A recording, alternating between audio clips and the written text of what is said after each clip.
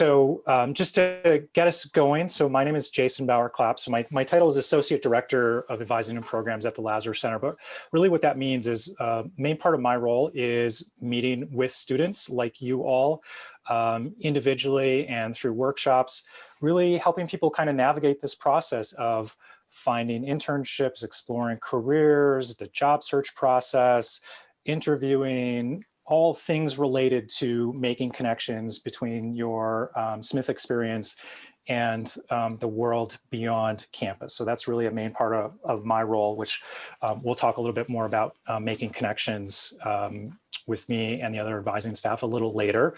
But first, I'll say hello to Emily, and can you introduce yourself as well? Hi, my name is Emily Beaudry. I am the internship coordinator at the Lazarus Center. This is a new position at Smith, so it's still taking shape as we go. But mainly right now, I manage all of the Praxis and credit for internship process. So if you have any questions about that, I'm your lady. And like Jason said, I'm sort of part of the process of making sure you all know about all the internship resources available to you, helping connect you with all those resources. And with that, we're going to jump into the session today, which, of course, as you can see on the slide, finding and making the most of remote internships. So really, obviously, we know a large percentage, significant majority of Smith students during their time at Smith will engage in some sort of internship. Obviously, given events in the world starting just over a year ago, most opportunities went remote in some ways. And so the focus of today is going to be on the remote experience, remote internships, how to approach that. Though, of course, I think a lot of what we're going to be talking about today is going to be applicable to the in-person experience as well down the road, whenever that is, hopefully sooner rather than later. But of course, we're all kind of waiting to see how things progress. So really what we want to cover today in a rough order is thinking about the tools, the processes, the ways to think about finding and exploring opportunities. We're going to talk a bit about ways that you can approach organizations maybe that don't have posted opportunities, ways that you can approach them and say, is there a way that I can be helpful to you? Can we maybe structure something? We're going to talk a bit about when you actually find things that you want to apply to, how to do that effectively, what are the typical expectations from employers, what separates a really high quality application from one that merely kind of covers your bases, so to speak. And then shifting into, once you've found an opportunity and have committed yourself to that opportunity, what are the things that you can do to really make sure that is a high quality, substantive, impactful experience for you as the intern, and also, of course, for the organization that you're working with. And then we're going to close a bit with some details about Praxis, which is the internship funding program that is managed through our office through the Lazarus Center. So it's kind of the main things that we're going to touch on within that space here. One thing I would tell anybody who's looking for an internship, I think, is there's no one right way to do this process. There are lots of different ways that can be effective. So the right way is the way that works for you. With that in mind, though, I really encourage you all, as you're thinking about opportunities, to be expansive in your search, to use a variety of different channels and methods and processes to find opportunities. Ideally, you're going to put yourself in a position where you have a number of opportunities you could pursue and you're able to really decide, versus you've only come up with one thing and you have to default to that opportunity, which sometimes can work out really well, of course. But early in this process, really, as the saying goes, casting a wide net for opportunities so that you can be in a good position to select the one that feels like the best fit for where you're at and what you're looking for. And, sometimes students will come to us and they have a pretty clear idea of the direction they want to go, the types of organizations, the types of fields. So they already have some parameters, some boundaries on their search, which is great. Other people might be more in a mode of, I don't really know, I'm exploring, I'm not even sure maybe what I'm going to major in yet. I have some maybe tentative ideas. And that's great. That's really, I think, a really common experience for a lot of students. And yet, just kind of approaching an internship search of, I don't know, I'll apply to what sounds interesting to me, can be too broad. It can make it really overwhelming. And so this is a conversation I've had with lots of students of thinking about how can we put some borders on your search? And they don't have to be strict borders. They don't have to be limiting borders, but just to bring things into a little bit more clarity, a little bit more focus. And sometimes that starts with some of the questions that you see on the screen right now. Just thinking about what are issues or what are organizations that are out there that just spark your interest and kind of capture your curiosity? What are the types of things you tend to pay attention to just naturally through your day-to-day, through your week-to-week? Sometimes a different question is thinking about, okay, what are some skills that I've have a little bit, but I'd like to push that. I'd really like to develop those and expand those, or what's something that's sort of missing from my toolkit right now that I'd like to develop somehow, maybe over a summer experience, through a summer experience. And sometimes even just a bit more broad of what are problems out there in the world, of course, and we know there are many, from local to national to international and beyond. Really thinking about for yourself, what's out there that you want to maybe be a part of helping to solve, and then working backwards from there to say, okay, so who works on that stuff? Who are the organizations, the people, the companies that are involved in that space? Okay, so sometimes those can give really good entry points into your search. They can be good threads to pull on to help you define things. All right, and that's a conversation, again, myself, the other career advisors, we have these conversations with students all the time to kind of unpack these ideas, to bring a little bit more clarity, and then maybe to point to a few different directions to follow up on those and to pursue those. Okay, so going back to what I mentioned a few moments ago when we started talking, this notion of using many different channels for your search, okay? For example, our office, the Lazarus Center for Career Development, we're the ones who manage Handshake, right? Which is probably how you registered for this workshop. This may be one of the tools you use for looking for internships and jobs, job opportunities. And of course, it's a great place to look, but I would never suggest to anyone, this is the only place to look. We are in a time right now where there are multitudes of ways to find opportunities.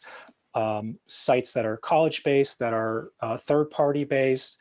Many organizations, if they have openings for interns, they might not even bother to send them externally. They might just put them on their own sites. Okay, so there's lots of different ways to do this. As you can see though on the slide here, so Handshake, and just for some background on that, background context, we do not go out and randomly scrape the web to suck in internship postings for Handshake. Anything that ends up in our Handshake system, that's been an organization that has reached out to Smith to say, we want to share this with Smith students. Okay, so there's some selection already going on in there. So it's a good look at opportunities, but it's really a small slice of the pie.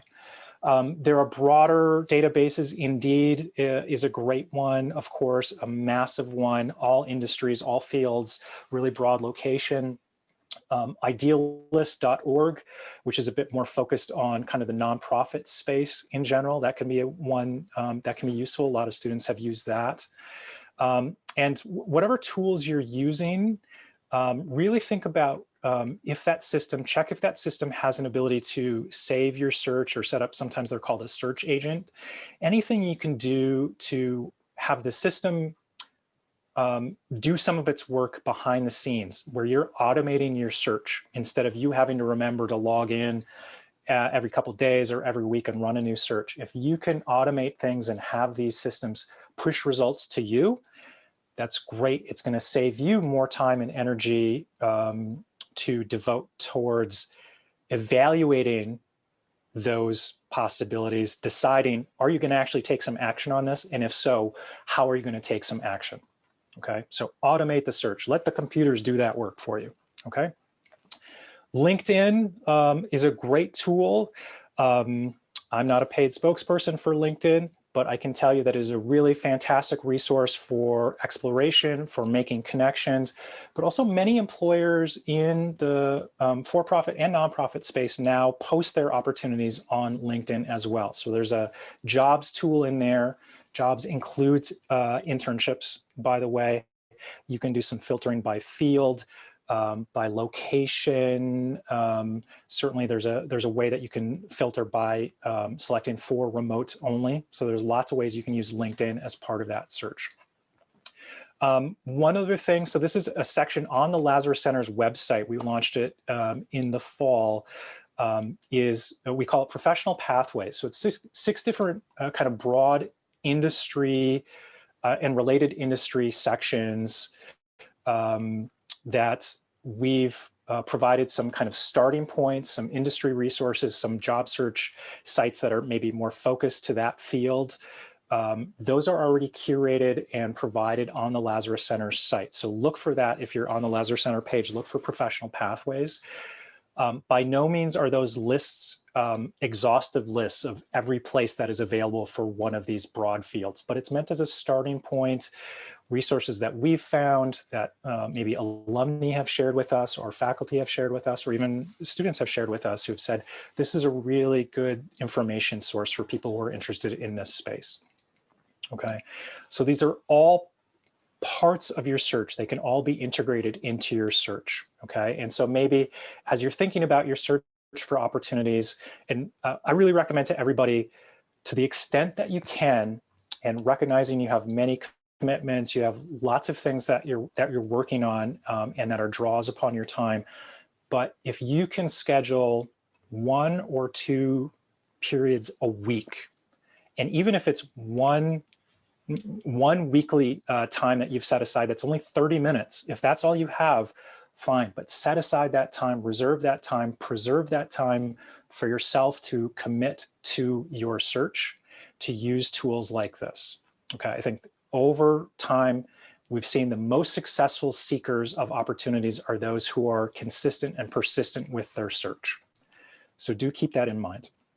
So that previous slide was really about finding primarily posted opportunities, right? So when an organization has said, we have defined this position that we want to put out in the world and see who finds us and who wants to apply. But that is certainly not the only way to find opportunities. And so many of you on the call maybe have heard this term networking or making connections, whether it's with alumni or with other professionals or something like that. Okay, this is not something you do when the search through the databases doesn't work. This is something we'd really invite you and encourage you to do in parallel. Conversations with people out there, whether it's people you already know or connections that you can make to, number one, explore. Okay, to talk with people who are in fields of interest or who are in organizations of interest, not to ask them to hire you. Okay, this is where some people really kind of misunderstand and feel uncomfortable with this whole notion of networking. But really think of this as primary source, first-person research. If you're curious about a certain professional field, find someone out there who does it and send them a message and say, can I have 15, 20 minutes of your time? I would love to talk with you about the work that you do. That's it, okay? That's your entry point. But of course, if you engage with someone and you're having a good conversation and you're learning some things that really sound interesting, that sound compelling to you, of course, during that conversation, you might want to pivot it a bit and say, this sounds really great. So, you know, I'm curious, I'm a first year, I'm just going to be finishing up my first year at Smith. If I were to look for a way to maybe start to build some experience in this field, does your organization have an internship program? Or, you know, if you were kind of in my shoes as a student and looking to kind of try this out with potentially a summer opportunity, where would you suggest I be looking? And who should I be talking with next, right? This is the way to approach networking and outreach. And I've heard some fantastic stories from students who have used this, again, for exploratory purposes, but it also has led them to maybe more kind of immediate leads for opportunities. Okay, it's really about making connections, talking with people that you're curious about. Okay, and we've certainly got other resources to help you through this process. Okay, and then certainly this idea of creating your own internship. And sometimes students have found an organization that they're just fascinated by, they really like the work that they do, but maybe it's a small organization that doesn't have a formalized, structured internship program. Maybe they don't have any postings on their website. Sometimes it can be absolutely reasonable to reach out to them as an organization, and a bit more formal than this, but basically to say, hey, I know you as an organization and I know the work that you do, and it's something I'm really interested in. I would love to support in some way. I'm curious if you might be open to some sort of conversation about me possibly coming to work with you as an intern. Is this going to work every time? No, of course not. Okay. But this is the kind of thing where sometimes you might be the right person in the right place at the right time. And we have heard from students in the past who have reported to us and said, yeah, I reached out to this organization. They said, actually, yeah, we could really use some help. We're glad that you reached out to us. Let's talk about this. Let's see if this makes sense mutually for us to figure something out. Again, this is the kind of thing we could talk about more specifically, maybe in a one-on-one meeting or something like that. And also on the Lazarus Center's YouTube page, so we do have a video. It's titled How to Create an Internship Opportunity. It's about a 5 or 6 minute video that walks you through a specific kind of process for how you might do this. Okay. So this is the kind of thing that can work. Again, it tends to be maybe more effective with smaller organizations. It's probably not going to work with a 10,000 employee, massive multinational company that has huge human resources and hiring and recruiting process. But for smaller organizations, this could be a reasonable way to go. So it's worth checking it out. And, I always kind of think about too of what's the worst that happens if you make this sort of ask. Okay. The worst that happens if you send an email is you get no response, or you get a thanks, but no thanks, and the time and the energy it put into creating that message. Okay. So rejection is not fun, of course, but kind of the upside downside, sometimes it's worth taking that shot and seeing if you can arrange something. Okay. And then again, circling back, so we mentioned LinkedIn just a few moments ago, but LinkedIn too, in addition to being a platform that lists internship and job opportunities, primarily is a connection platform. By joining LinkedIn, you then have the ability to view, access all the other people who are on LinkedIn, and potentially to do some outreach, to see people's profiles, to see a number of groups on there, linked by industry or by professional interests, those types of things. Okay, so LinkedIn can really be kind of a multi-purpose tool in this approach to your search for opportunities. Okay, so kind of shifting ahead to what if you found some opportunities that you want to go after? Every organization may be a bit different on this process, but in general, there's some real consistencies, there's some real trends to this whole process. Starting with virtually any organization, if you're going to apply for an opportunity, they're going to want you to submit a resume. Typically, we're talking about a one-page document, and really think of this as a summary of kind of your recent history, your recent experience. For those of you, all of you are current students, so education is going to be the primary section, the first section on your resume, because that's your main role right now is student. And then it's going to be followed maybe by an experience section, or maybe you kind of split your experiences into work experience or campus involvement or leadership. There's a number of different ways that you can categorize and organize a resume, and we won't go into details here, but really do think about your resume as a way to tell your audience, here are the highlights of what I've been up to and what I'm doing right now. The one-page piece, so we do get a lot of questions about this, and sometimes students say, but I have a lot more stuff, it doesn't fit on one page. What do I do in this case? And really the key here is any employer, when they're reviewing applications, when they're reviewing resumes, they know that your one page probably is not everything that you've done, and they're okay with it. They want you as an applicant to be selective, to sort of curate your experiences based on what you think might be most interesting, most helpful, most valuable to them.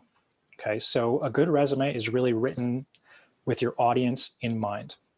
And so sometimes people, it's useful to think about in terms of what you've done doesn't change. Well, your experience doesn't change, but what you highlight, what you focus in on your resume, that's how you can tailor your presentation. And then typically you're going to accompany your resume with a cover letter. That's the most common term for it. Sometimes people will also refer to it as a motivation letter, which maybe gives you a little hint about what you may want to include in that. A cover letter, again, is 1 page. I mean, typically a good cover letter can be 3 paragraphs, maybe 4 if you can write really succinctly. But this is your place to say, here's why I'm applying to this opportunity with this organization. Here's what I think is interesting about the work that you do or about this particular internship program. And here's some highlights about what I would bring to the role.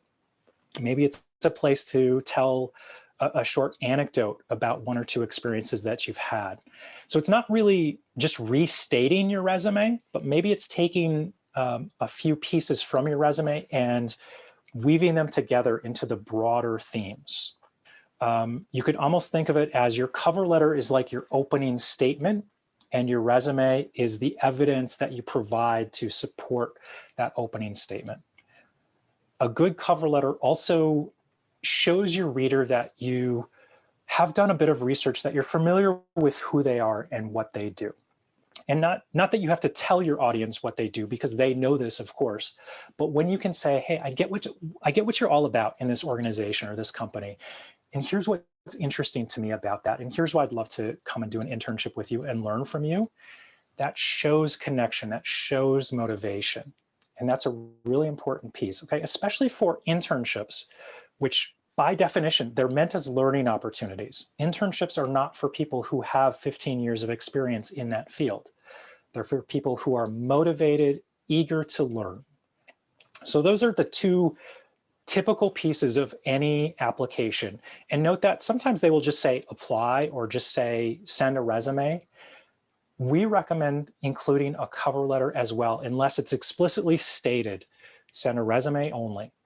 Or sometimes organizations will say, please respond to these short essay questions, which are essentially covering what you would have covered in a cover letter anyways. So no need to be redundant with that, but follow the instructions provided by an employer. If it's unclear, if they just say apply, assume resume and cover letter. And then you apply, and of course they're going to take time to review applications, take a look at who's come in, and the organization is going to select some of the people that they're most interested in and invite to an interview, which is great. It's fantastic. If you've been invited to an interview, it's that organization saying, hey, we like you, we like your application, we'd love to talk to you and learn more about you. This is also your opportunity as a candidate to learn more about them. There's a saying that goes, an interview is a 2-way conversation. Granted, it may not necessarily feel that way because they're asking more of the questions, but really you as a candidate, you should feel like you can come out of an interview not just having done your best to respond to their questions and provide them with more information about you, but also that you've been able to come out of that interview feeling like you have a clear sense of what is this role all about and who would be the people that I'd be working with and what sort of projects would I be involved in. You should be able to come out of that interview process feeling like you have a bit more information as to whether that opportunity is something you are truly interested in. Again, this is the kind of thing that myself, the other advising staff at the Lazarus Center, we're happy to help you with and talk through more one-on-one. Again, take a look at the Lazarus Center's YouTube page. We have a number of videos specifically about interviewing and preparing for interviews, those sorts of things. Certainly, we're all doing interviews virtually right now. I mean, this was pretty common even before COVID, but this is, of course, kicked it into high gear. And, thinking about what are the things you can do just to make sure on screen, you're showing up well, they can see you well. the sound and the communication quality is all good, and those types of fundamental things I think we all kind of appreciate probably much more than we did maybe 12 months ago. But just to keep in mind, you want to just have a really good, comfortable conversation through video or through phone if it has to be. A quick note on that piece, there's a section there that talks about behavioral questions. And again, we won't spend a lot of time on that right now, but just so you're familiar with that terminology, an interview question is considered a behavioral type of question or a behavior-based question if it starts with, tell me about a time when, or give me an example of, right? So instead of an interview question saying, what would you do if, hypothetically, it's what have you done when? Right? So they invite you to talk about your past experiences. And behavioral questions, these are the kinds of things where you get to draw on those experiences that you've shared on your resume, shared in your cover letter or elsewhere. Talk about what you've done. Kind of a nice thing about the video process or phone process too, is if you need to keep a few kind of nudges, notes for yourself as reminders, as tip sheets during an interview, I would suggest to someone really brief notes, talking points, not scripted answers. You want to be engaged and present during an interview, not reading from an off-screen script. Okay, that's going to kind of disengage things, all right? And the last point here, so this idea of a mock interview. So this is something we staff at the Lazarus Center, we spend a lot of time working with students and recent graduates on as well. And it's basically scheduling a time with one of us to go through the motions of an interview, where you set up a time with us, you share some information with us ahead of time, maybe your resume or cover letter, maybe a position description of the interview or of the internship that you're interested in. And then we can go through and stage an interview with you, ask you some of the most common questions that might come up, and then give you some feedback to really help you hone and fine tune your process, build upon the strengths that you all have with interviewing, and maybe fine tune those things just to make sure that when you are in these conversations, you really feel comfortable, you feel confident, you're able to tell the story that you want to tell in a really positive and productive way. This is something I would encourage to everybody, to every student. And by the way, you do not need to have an actual interview scheduled for an opportunity in order to have a mock interview. And in fact, sometimes it's good to schedule one early on, because sometimes you might apply and you get an email 2 days later saying, can we interview you tomorrow? Sometimes it happens quickly. So to do your practice interviews earlier, just to start getting familiar, hearing yourself talk about yourself in that way, it's okay to do that even if you don't have a specific interview pinned down and scheduled. So keep that in mind. Before we keep going, I feel like I need to sort of use this little pause as a chance to say, now that you got this internship, it's a good thing to keep in mind that, like Jason said earlier, you're not expected to have 15 years of experience going into an internship. It's okay to feel a little nervous going in, that you don't quite know the ropes yet, and sort of acknowledge that and start to move on and think of ways to sort of plan ahead to have a successful internship. So we made all these tips for how to really make the most of your remote internship experience. And believe it or not, we came up with this list based on real responses from Smithies who did Praxis internships last summer. I read a lot of what we call summer activity reports, and these themes came up in several of them. So these are real experiences from people who had to do remote internships. First and foremost, we really encourage students to clarify any work expectations, have an understanding of the work culture in your first meeting with your supervisor.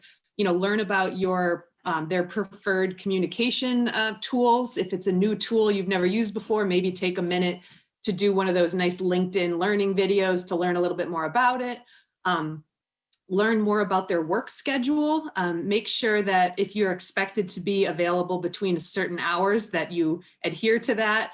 Or maybe you have an internship that's more project-based, where you get to make your own hours, but make sure you understand those expectations going into it. And this is also a good chance to schedule some regular check-ins with your supervisor. That's actually one of the requirements for Praxis, but we absolutely recommend that for anyone doing an internship, to establish a really great working relationship with your supervisor early on.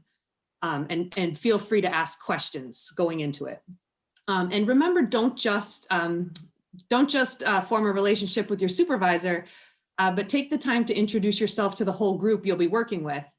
This is one of the weird little drawbacks of a remote internship. You won't run into these people in the hall. You won't run into them at the coffee pot in the break room.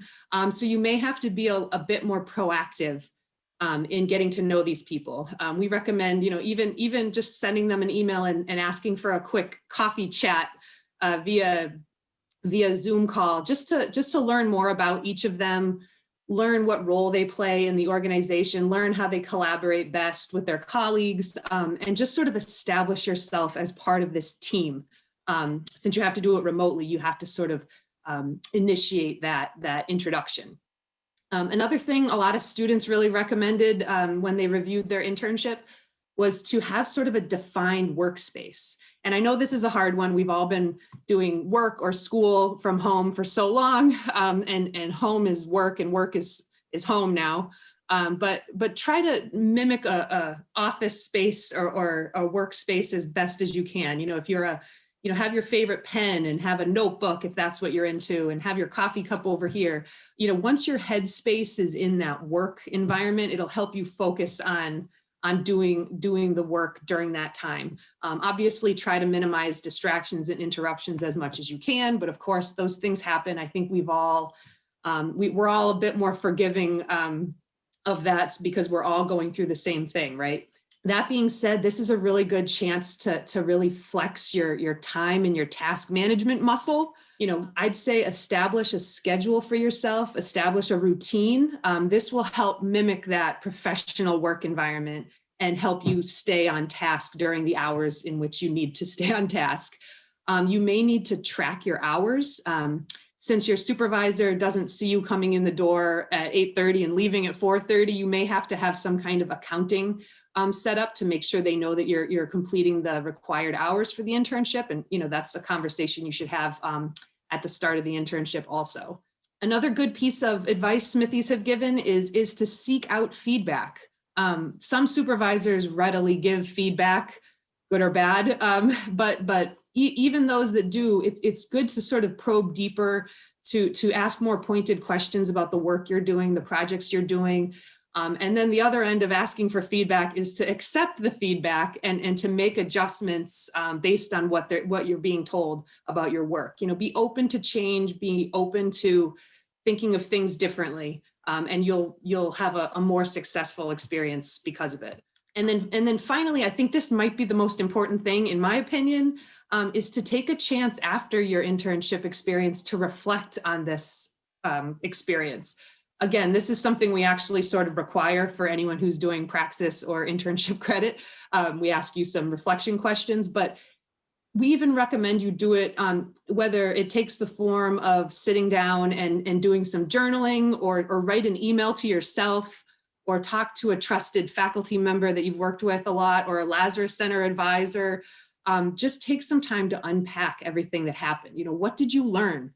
What challenges did you face, and how did you overcome those challenges? What was an accomplishment, and how did you even accomplish that? What skills did you use to get through that? How did this work affect what your academic work at Smith going forward, or what you plan to do after Smith? Really examining all these pieces of your internship first will help you know how to frame these things on your resume going forward.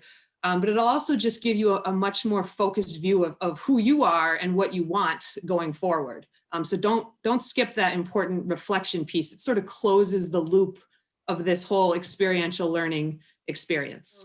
Thank you. I wanted to just give a quick, very brief, hopefully, overview of Praxis. All of this information is on our website, but I wanted to just make sure everyone on the workshop understands what this means. I'm sure you've heard of Praxis. Praxis funding is for unpaid or summer or interterm internships. It's very difficult for me to say. The interterm piece is actually brand new this year. Summer has been going on for many years now. But basically, Praxis stipend is $3,000 for qualifying internships. Students may use Praxis just once during their time at Smith.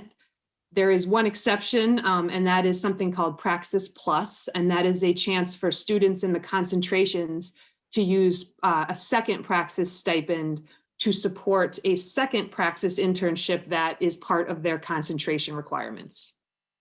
All Praxis internships must be unpaid, and that means no other interns at the organization can be paid if you are to be unpaid. And during the summer, we require at least 220 hours for your Praxis internship.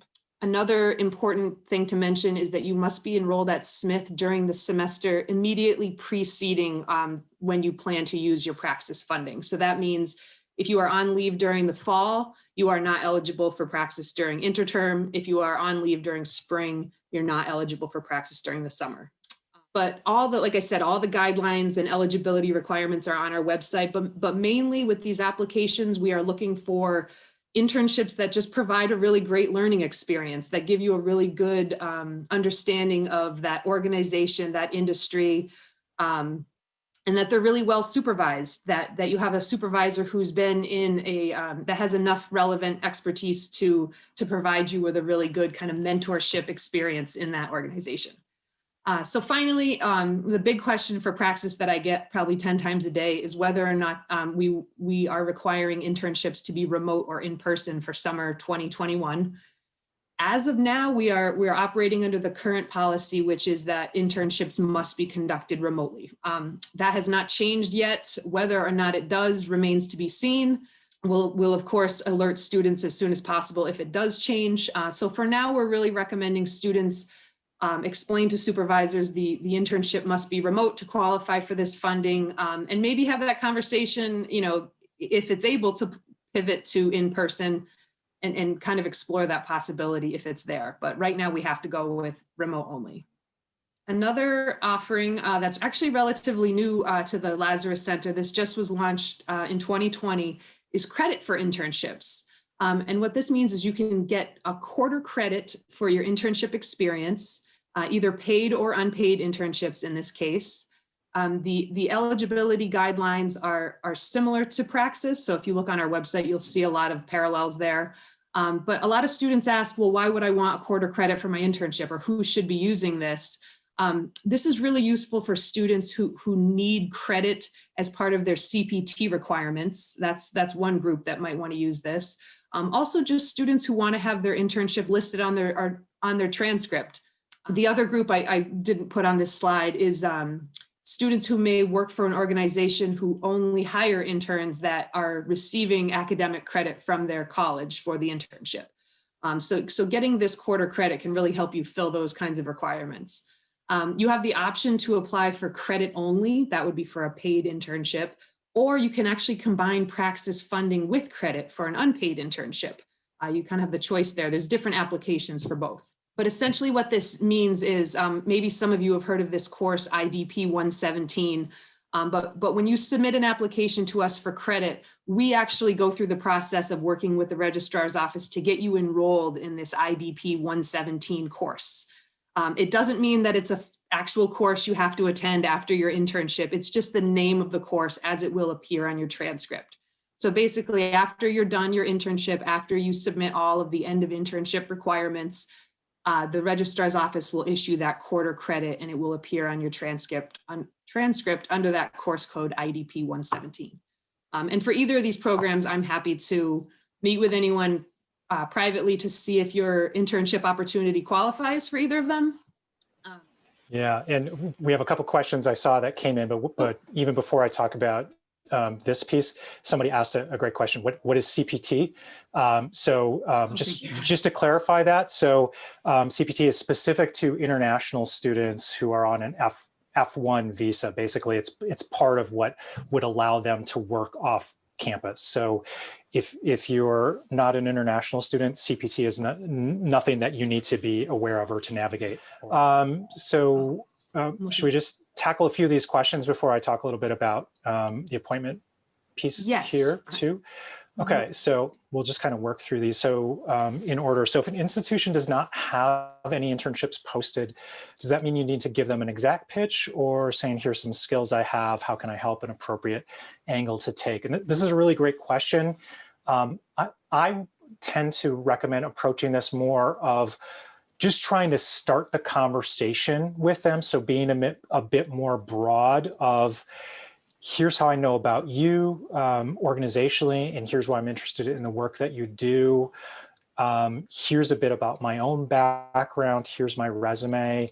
Certainly, maybe suggesting if there's a particular sort of initiative or project or type of thing that that this organization is working on that you're really interested in, you could sort of offer that. But if I'm understanding the question correctly, I don't think you need to approach an organization and say, here's the exact internship that I'm proposing and the tasks and responsibilities I will do for you. It's more the initial contact is there an opportunity where maybe we could work out something and construct something, develop something together? So that more, here's my background, here's my skills, what are some ways that I might be helpful to you? That's a little bit more broad entry point to that conversation. Another question, if you're reaching out to organizations, how much information should you give out about Praxis up front?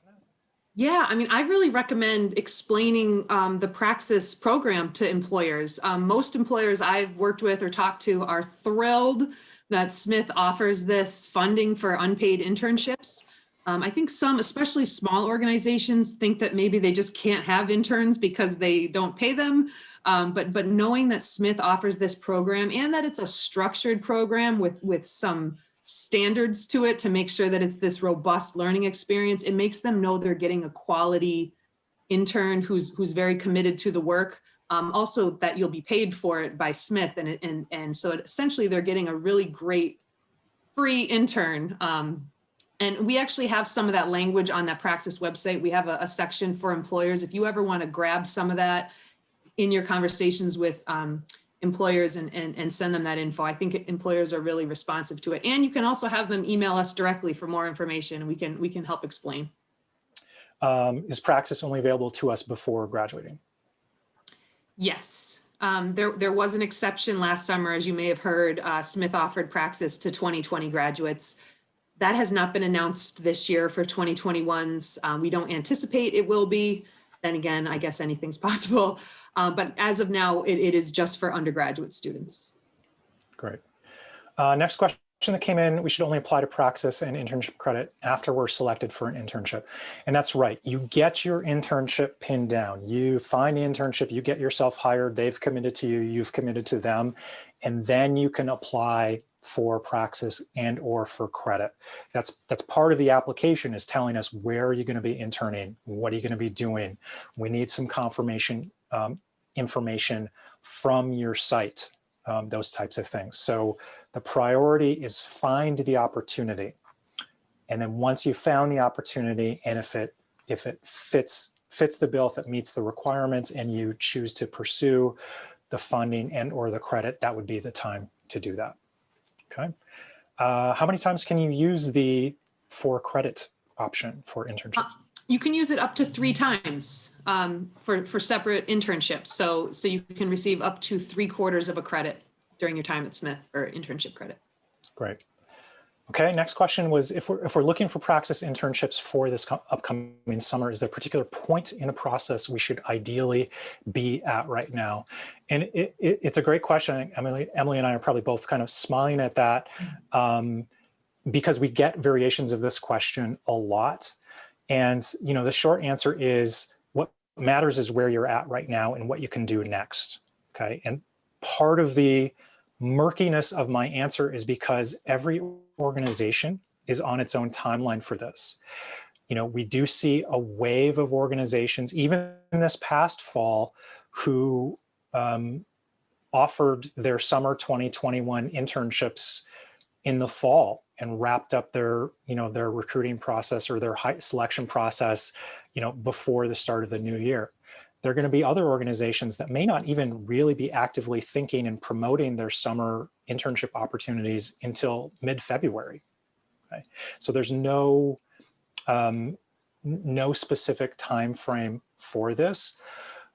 I guess what I would think about though, and what we've seen historically, is that the majority of students who find their summer internship opportunities are spending, certainly right now is a very active application time, and January, February, then oftentimes getting into interviews, getting to the point of having offers come out and people responding to those offers March, April. I mean, that again, it's kind of a big time frame there. Sometimes it's earlier than that.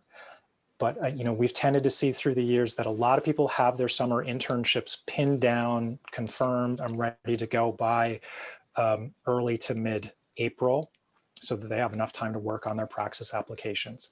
There's no one timeline that fits everybody. Again, I think the key would be, though, now is certainly a time to be ramping up your application activity if you haven't yet started that. If you're a little earlier and still thinking about even what should I be applying to, let's have a conversation. If you want some help fine-tuning application documents to make sure you're feeling ready to go with that process, let's talk about it so that you can start getting your name out there sooner rather than later. One else that came in is the summer Praxis application due date, TBA. So the summer Praxis application is due on the last day of classes, which this year actually falls on May 13th. And just to add into everything Jason just said about where you should be in this process, I agree with everything he said. However, I also would say, don't psych yourself out about it. Right. Don't worry too much about where your friends are at or where anyone else is at. This is your search. I receive Praxis applications, and I mean this right up until the very last second of the application cycle. It's okay if you don't get hired in an internship until May 12th and you submit your application on May 13th. It's okay. For sure. Everyone's sort of in a different place. I do agree with the best way to sort of get out of that feeling of being late is to start. Like Jason said, schedule time each week for yourself to devote to this, and it will fall into place. So in the last slide here, just in terms of meeting with us. So again, myself, the other career advising staff, our role here is to be available to support you, to assist you, to help you kind of make sense of what can be kind of a muddy and murky process sometimes. And so the best way to meet with one of us is to schedule through Handshake. There's a section in the Career Center section. You look for appointments, and there's a number of different appointment types that we offer. Kind of the general advising, which includes just general. I'm looking for help with a resume, or I'm doing career exploration, or help me think about my internship search and strategy. If you're looking to do a practice interview, that's what a mock interview is. That's specifically what that is. And then a separate category, Praxis internships and internships for credit. So that's a little bit more, Emily, kind of help me out with that, but kind of the specific mechanics of that process. Yeah, maybe checking in about, if you have a couple internships you're looking at, whether or not you want to find out whether they'd be eligible. In that case, I might ask for more information, things like that. But it's just a good chance to have a more individualized meeting about your eligibility and your internship's eligibility. We would love to meet with you. We would love to talk with you just about your search or about your application process or help with interviewing. It's okay to maybe schedule a little in advance, get something on the books so that we've got that time for you ahead of time. We'd really encourage you to do that. So I know we're just kind of in our last few moments. So if anyone else has any sort of final questions you want to pop into the chat, Emily and I will hang out for a few more minutes. But otherwise, we really appreciate you tuning in. We hope this information is helpful. And very best of luck with your search, and let us know how we can help with that process. A question came up asking if you're beginning the process of searching for an internship and hope to use Praxis, does it make more sense to sign up for general advising or Praxis specific? Thank you for asking, and I know it's a little bit confusing, but I'd recommend you make one of those general advising appointments to meet with one of our career advisors about your internship search. They can also help if you want to kind of combine those two things, all of our advisors are well trained in Praxis guidelines. They can also help you evaluate whether or not an opportunity is eligible for Praxis. With that, again, thanks for joining. Thank you, Emily. Take care. We wish you all a great rest of the week.